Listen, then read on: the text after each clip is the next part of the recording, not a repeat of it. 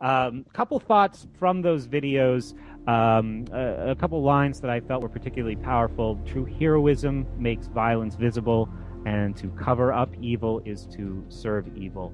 And that, if we could kind of summarize, if you were going to give, I'm my audience, I'm shooting for people who are in high school or recent graduates. If you were going to give them maybe not a specific strategy, but some kind of motivation to start pursuing this kind of heroism in their own life, what would you suggest? Well, I think that time is short. You know, it took 200 years for women's rights to really flourish. It took maybe 150, 175 years for slavery to end. I don't think we have that kind of time. I don't mean to be Mr. Alarmist, but I think that the trend of the increases in government power, the fact that there's no new continent to go to where you can escape the government, and the government's in charge of the space program, so it's never going to be commercialized. So I think that governments are growing so fast that we don't, in a sense, have the luxury of slow social change. I would also say to young people that, man, you guys want to grow up free. You want to grow up without massive throat-throttling debt hanging off your necks like balls of steel. Mm-hmm. You want to grow up with some capacity for freedom. You don't want to be, teenagers under the control of the schools and maybe under the control of your parents, and then launch yourself into society and then be under the control of the government for the rest of your life, which is even worse, because that's a childhood you never are allowed to outgrow. So I would say that time is really of the essence. It's a hell of a lot to ask from young people. It really is a hell of a lot to ask from young people, but at least the question, or the challenge is being thrown down, is being thrown forward, that there is an enormous amount that you can do to help carve a channel towards a freer future than the one that is rolling your way. There's a huge amount that you can do. Study, learn, understand ethics, economics, communication, debating, logic, passion. Pour yourself into a mission to free the future.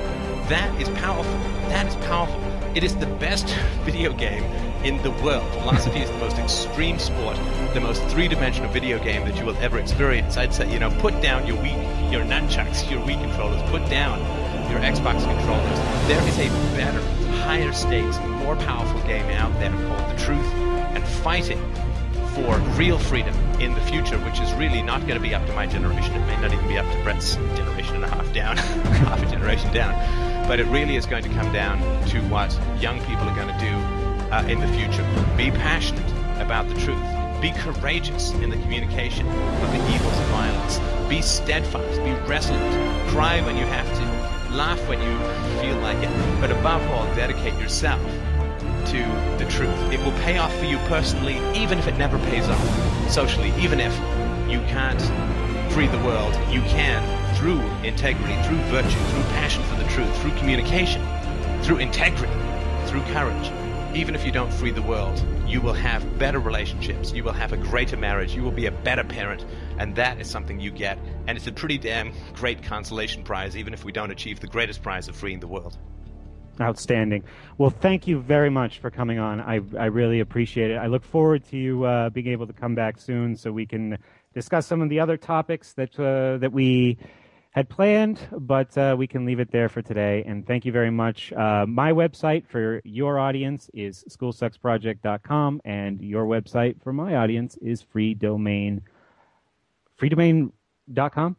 Freedomainradio.com. How do I not know that?